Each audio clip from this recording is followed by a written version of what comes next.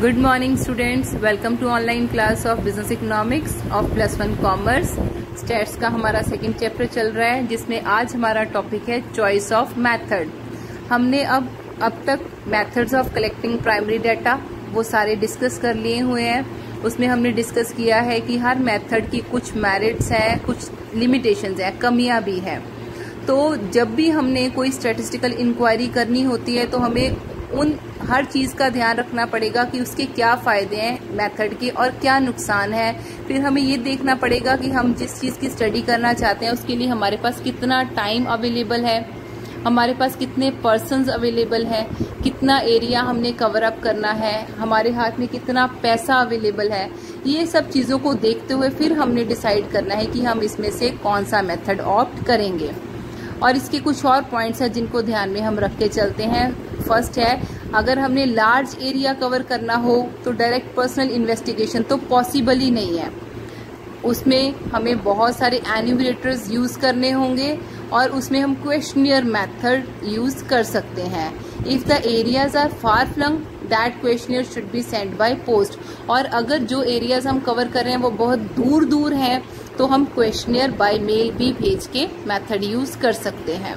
Second point है, अगर हम चाहते हैं हमारे पास एक्यूरेट रिजल्ट आए तो डायरेक्ट पर्सनल इन्वेस्टिगेशन मेथड सही रहेगा। पर साथ में ये भी देखना होगा कि एरिया स्मॉल होना चाहिए और हमने वही क्वेश्चंस पूछने हैं जो रेलिवेंट हो। थर्ड पॉइंट है, अगर हमारे पास बहुत पैसा भी है, बहुत टाइम भी है तो हम क्वेश्चनियर बाय कॉरेस्पॉन्डेंट्स मतलब क्वेश्चनियर भी भेज सकते हैं लोगों को, जिसमें हम साथ में इन्वेलप भेजते हैं। अगर वो ना भी जवाब दे तो हम उन्हें दोबारा रिक्वेस्ट कर सकते हैं कि आप हमें वो क्वेश्चनियर फिल करके भेजिए अगर हमारे पास टाइम हो तो। अगर एरिया लार्ज ना हो तो डायरेक्ट पर्सनल इन्वेस्टिगेशन मेथड भी यूज हो सकता है। तो इसमें हमने ये बताना है कि हमने सर्कमस्टांसिस को देखते हुए डिसाइड करना है कि हम कौन सा मेथड ऑप्ट करेंगे। नेक्स्ट हमने डायरेक्टली आप आ जाइए characteristics of a good questionnaire. आपने ये क्वेश्चन प्रिपेयर करना है। हम किसे कह सकते हैं कि ये अच्छा क्वेश्चनियर है। सबसे पहले है, अच्छा क्वेश्चनियर वो होता है जिसमें क्वेश्चंस कम होने चाहिए, लेस इन नंबर होनी चाहिए। सेकंड कैरेक्टरिस्टिक्स है अच्छे क्वेश्चनियर की कि उसके क्वेश्चन स्मॉल होने चाहिए और क्लियर होने चाहिए। बहुत बड़ा क्वेश्चन होगा तो लोग इंटरेस्ट नहीं लेंगे। थर्ड पॉइंट है, questions relevant to the topic. हम जिस चीज की इंक्वायरी करना चाहते हैं उसके साथ कनेक्टेड क्वेश्चंस होने चाहिए। फोर्थ कैरेक्टरिस्टिक्स है, क्वेश्चंस ऐसे हों जिसे सामने वाला आसानी से समझ सके। फिफ्थ पॉइंट है, क्वेश्चंस की सीक्वेंस प्रॉपर होनी चाहिए। 6.6 फीचर है गुड क्वेश्चनियर का, proper space should be provided. इसमें जो बी लिखा है वो वैसे ही एक्स्ट्रा है, उसे काट दीजिए कि क्वेश्चनियर के साथ स्पेस होनी चाहिए प्रॉपर आंसर्स देने के लिए भी। सेवंथ है, ambiguous questions should not be included, मतलब जिससे कोई कंफ्यूजन हो वैसा कोई क्वेश्चन नहीं होना चाहिए। एट्थ कैरेक्टरिस्टिक्स है, हमारा क्वेश्चनर अट्रैक्टिव होना चाहिए, जो सामने वाले के अंदर इंटरेस्ट क्रिएट करे कि मैं इसे अटेम्प्ट करूं। नाइन्थ कैरेक्टरिस्टिक्स है, no personal question should be included, उसमें कोई भी पर्सनल क्वेश्चन नहीं होना चाहिए।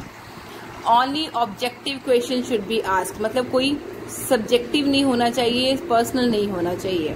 Instruction should be given in the beginning of it, उसकी शुरुआत में सारी इंस्ट्रक्शंस गिवन होनी चाहिए। रिक्वेस्ट साथ में भेजनी है हमने कि आप हमें प्लीज इसके आंसर्स भेजिए। पायलट सर्वे और protesting should be held. Pilot survey का मतलब है ये एक स्ट्रेटजी होती है जिसमें हम अपने क्वेश्चनियर को उसका एक स्मॉल सैंपल बना के चेक करते हैं कि ये हमारा क्वेश्चनियर सही साबित हो पाएगा कि नहीं। तो हमें पायलट सर्वे भी पहले करके देख लेना चाहिए अपने क्वेश्चनियर का, ताकि हमें एक कंफर्मेशन मिल जाए कि हमारा क्वेश्चनियर सही है और कि नहीं है, सामने वाला इंटरेस्ट लेता है या नहीं लेता। तो अगर हम इन चीजों का ध्यान रखेंगे तो हमारा क्वेश्चनियर जो है वो गुड क्वेश्चनियर होएगा और उसमें रिस्पॉन्स आने के चांसेस ज्यादा होंगे। So that's it for today, students. Next topic I will discuss with you in my next lecture. Thank you. Have a nice day. Stay home, stay safe, and don't forget to like and subscribe this channel for continuation of your online studies.